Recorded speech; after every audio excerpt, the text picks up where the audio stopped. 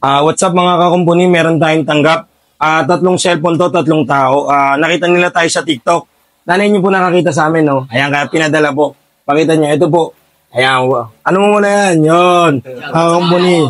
Hey, ito. Ito gagawin natin, tatlong Android sa kanila. Gagawin na natin ngayon, ha? Nahihirap. Pre, may alam ka bang pagawa ng cellphone? Oo, pre, sa Shino Marian's Repair Shop sa gagalangin tundo. Magaling dun. May mga gusto ka bang ipagawa? Cellphone mo na luma o kaya sira?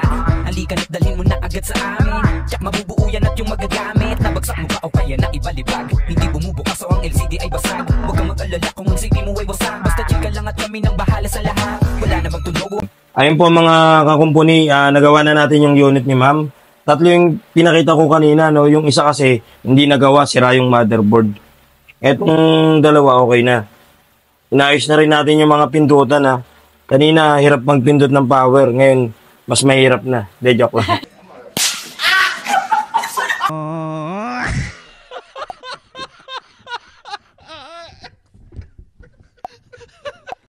Joke lang, ngayon napipindot na ng maayos yan.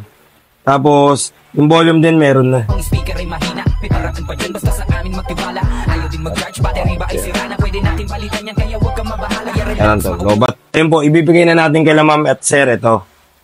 Yan. Dalawa. Lobat niya yung Oppo ma'am, pero okay naman po. Thank you po. Ayun po, sa mga customer ko na nais magpagawa, i-PM nyo lang po ako sa Ian Andrew de la Cruz, yung may blue check po. At sa mga gusto magpalala mo po LBC, mag-PM lang po kayo mga kakumpuni. Yun lang po. Maraming salamat po. God bless. Solid Solid ka kumpuni. Yun.